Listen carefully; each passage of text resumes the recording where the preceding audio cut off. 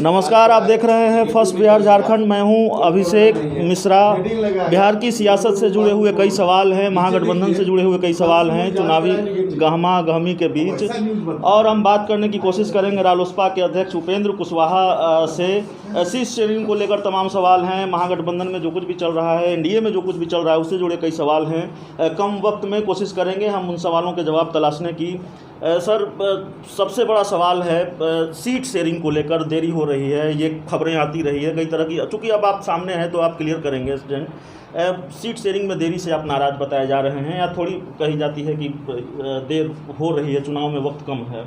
देखिए, सबसे पहले तो माफ़ कीजिएगा, अफसोस इस बात का है कि हम बोलेंगे कुछ भी, दिखाइएगा आप, बोलिएगा आप वही जो आपके मन में आवेगा। तो इस पर तो मेरा ऑब्जेक्शन सिर्फ आपके लिए नहीं, और भी कई जगह हम देखते हैं कि लोग पूछते हैं कुछ, आंसर भी उसके हिसाब से कोई भी पार्टी के नेता देते हैं कुछ, और दिखाने में इस तरह से लोग प्रचार करते हैं कि लगता है कि पहले ही से उनको सारी चीज़ों की जानकारी हो। तो इस बात का है अफसोस, लेकिन अब आप क्या कीजिएगा। वो देखिए, हम जानते हैं कि इतनी बात जो हम बोल रहे हैं वो भी आप काट कर दिखाइएगा, नहीं दिखाइएगा सीधा, लेकिन फिर भी सीट शेयरिंग की बात जहाँ तक है, यह मीडिया के माध्यम से डिस्कस नहीं किया जा सकता। यह विषय महागठबंधन का इंटरनल है। जो भी बातचीत हम करेंगे, अंदर जहाँ वार्ता होगी हम वहाँ बात करेंगे, बाहर में मीडिया ट्रायल इसका हम नहीं करेंगे। आपने जहर पीने की बात कही है, उसके अलग अलग मायने निकाले जा रहे हैं। आपके जहर पीने वाले बयान को आपकी राजनीतिक मजबूरियों से भी जोड़कर देखा जा रहा है, और इस बात से जोड़कर भी देखा जा रहा है कि आपने जीतन राम मांझी को आईना दिखाने की कोशिश की और ये संदेश देने की कोशिश की कि सब्र रखना चाहिए था जीतन राम मांझी को। आप ही बता दीजिए उस जहर पीने वाले बयान के मायने क्या हैं? देखिए, मेरे बारे में जो भी मीडिया के लोग अर्थ लगावें, मेरे कहने का सिर्फ इतना है कि कोई अर्थ कोई लगा ले, हमारा एक ही मकसद है कि एनडीए को कैसे हम हटाएं और अच्छी सरकार महागठबंधन के लीडरशिप में कैसे लाएं। बस एक ही मकसद है। इस मकसद को पूरा करने के लिए हम कहीं से कुछ भी डिसीजन, जो कुछ भी होगा उसमें हम सब लोग मिलकर लेंगे, करेंगे। कोई दिक्कत नहीं आएगी, कोई बाधा नहीं आएगी। मेरे कहने का यही मतलब। सर, महागठबंधन में क्या इस बात को लेकर भी रणनीति बन रही है, या इस बात पर भी चर्चा चल रही है कि चुनाव में सीएम उम्मीदवार के साथ जाया जाए, या फिर चुनाव के बाद ऐसी परिस्थितियां बनी तो चुनाव के परिणाम के बाद सीएम का उम्मीदवार घोषित किया जाए?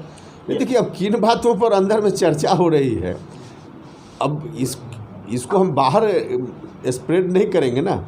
जिन बातों पर चर्चा हो रही है, चर्चा हो रही है। चर्चा के बाद जो डिसीजन होगा उसमें जो बात शेयर करने लायक होगी शेयर करेंगे। एक आखिरी सवाल है, आपके पड़ोस में जेडीयू का दफ्तर है, पूरा बदल गया है, नया नारा है नीतीश कुमार विकसित बिहार। किस तरह से देखते हैं इस नारे को, इस बदलाव को चुनाव से पहले? यही तो दुख की बात है कि नीतीश कुमार बदल गए। सत्ता जब लेना था उस वक्त कुछ और थे, और 15 साल में सत्ता जब भोग लिए तो आज बदल गए।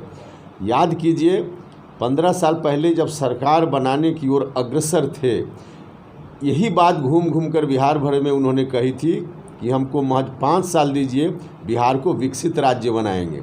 15 साल में रसातल में पहुंचा दिया, और फिर से वही बात कहने चले हैं कि विकसित हम बिहार को करेंगे। इनको जवाब देना चाहिए, 15 साल आपने क्यों बिहार के गरीब लोगों का गंवा दिया। 7 सितंबर को वर्चुअल रैली कर रहे हैं सर, कल वर्चुअल रैली है उनकी, तो इसको लेकर देखिए, अब एक्चुअल में तो कहीं है नहीं नीतीश कुमार जी, धरातल पर एक्चुअल में कहीं नहीं है, तो वर्चुअल करते रहें, अब उनकी मर्जी। बिहार में चुनाव पर संकट नज़र आ रहा है, और चुनाव आयोग ने ये कहा है कि बिहार में चुनाव और देश के दूसरे राज्यों में होने वाले उपचुनाव एक साथ होंगे, लेकिन चुनाव आयोग की तरफ से जो प्रेस रिलीज जारी किया गया उससे संकेत ये मिले कि चुनाव पर संकट है, क्योंकि दूसरे राज्यों के उपचुनाव टाले गए हैं। तो क्या लगता है, बिहार में राष्ट्रपति शासन में चुनाव होगा जिसकी मांग आप लोग करते रहे हैं, या कोरोना संकट में चुनाव टालने की मांग करते रहे हैं? नहीं, हमने ऐसा कुछ नहीं देखा है। चुनाव अब हो रहा है, हम लोग चुनाव के लिए तैयार। तो वर्चुअल प्लेटफॉर्म पर भी आप आएंगे, जिस तरह से जेडीयू बीजेपी आ रही है? आवश्यकता पड़ेगी तो हर तरह से हम अपने लोगों को एड्रेस करने के लिए एक्चुअल वर्चुअल जो प्रोटोकॉल है कोरोना का, उसको फॉलो करते हुए हर तरह से हमारी तैयारी है। बात करने के लिए बहुत बहुत धन्यवाद सर। तो हमारे साथ रालोसपा के राष्ट्रीय अध्यक्ष उपेंद्र कुशवाहा जी थे, और जो सवाल थे बिहार की सियासत से जुड़े हुए, उन सवालों के जवाब हमने तलाशने की कोशिश की। दावा किया जा रहा था, जितना नामबाजी निकल चले, उनका कहना है कि अब यहाँ पे कोई ये भेदभाव की दृष्टि से महागठबंधन उन्हें देखा जा रहा था, कई तरह की समस्याएं थी इस वजह से। अरे भाई, बात पुरानी हो गई। आजकल तो छन बात बदलती है, तो 4-5 दिन बाद पुरानी हो गई, इस पर क्या बोलना है। वर्तमान में जो उनके मुद्दे थे, दलितों के साथ जो शोषण हो रहे हैं, उनके उठाएंगे। जब ये महागठबंधन के साथ थे, आज वो चले गए, तो उनका क्या ये मुद्दा नहीं रह गया? क्या उनका अभी तो उनसे पूछिए।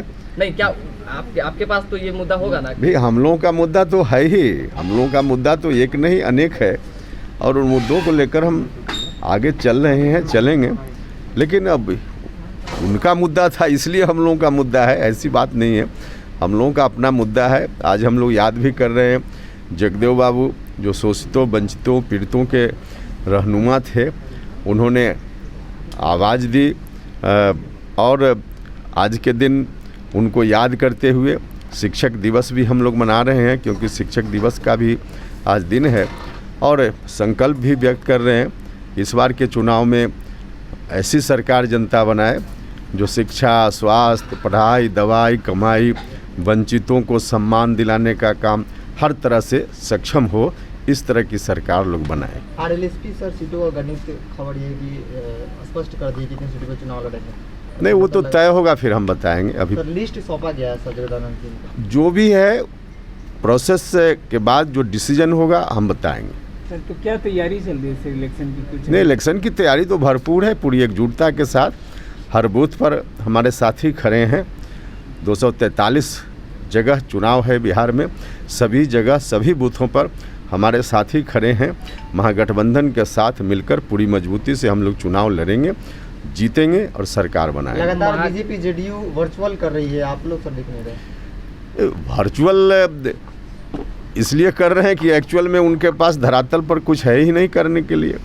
तो जो धरातल पर नहीं होता है वो एक्चुअल नहीं होता है, वर्चुअल करता है। तो वर्चुअल कर रहे हैं, करते रहें, अब उनकी मर्जी। हम लोग हर तरह से तैयार हैं। महागठबंधन के साथ उपेंद्र कुशवाहा खुश हैं या जहर पीने वाली बात आ रही? अरे भैया, उन चीज़ों का अर्थ आप जिस रूप में लगाइए, मेरे कहने का सिर्फ इतना ही मतलब है, हमारा लक्ष्य है एनडीए को हटाना और अच्छी सरकार जो महागठबंधन ही आज देने का काम कर सकता है, वैसी सरकार लाना। और उस तरह की सरकार को लाने में, गठबंधन की एकजुटता को बनाने में हम हर तरह से तैयार हैं। यही मेरे कहने का अर्थ है। डॉक्टर सर्वपल्ली राधाकृष्णन, जो हमारे देश के राष्ट्रपति थे, उनके जयंती के अवसर पर पूरे देश में शिक्षक दिवस घोषित किया गया था, और पूरे देश में बड़े धूमधाम से शिक्षकों के सम्मान में कल का दिन 5 सितंबर को शिक्षक दिवस मनाया जाता है। शिक्षक दिवस के शुभ अवसर पर मैं बिहार के समस्त शिक्षक समाज को, प्राथमिक विद्यालय से लेकर विश्वविद्यालय तक के जितने शिक्षक हैं, नियोजित शिक्षक हों, चाहे उर्दू शिक्षक हों, संस्कृत शिक्षक हों, नगर पंचायत के शिक्षक हों, विश्वविद्यालय के शिक्षक हों, महाविद्यालय के शिक्षक हों, सभी शिक्षकों को मेरी तरफ से हार्दिक शुभकामना है। और शिक्षक को हमेशा मानव चरित्र का निर्माता बताया गया है। मानव चरित्र का निर्माण शिक्षकों के द्वारा होता है, और राष्ट्र के निर्माण में मैं समझता हूँ शिक्षकों का जितना योगदान हो सकता है और होता आया है, शायद ही किसी और क्षेत्र में हो सकता है। मैं फिर से शिक्षक दिवस पर बिहार के समस्त शिक्षक समाज को अपनी तरफ से हार्दिक शुभकामनाएं देता हूँ।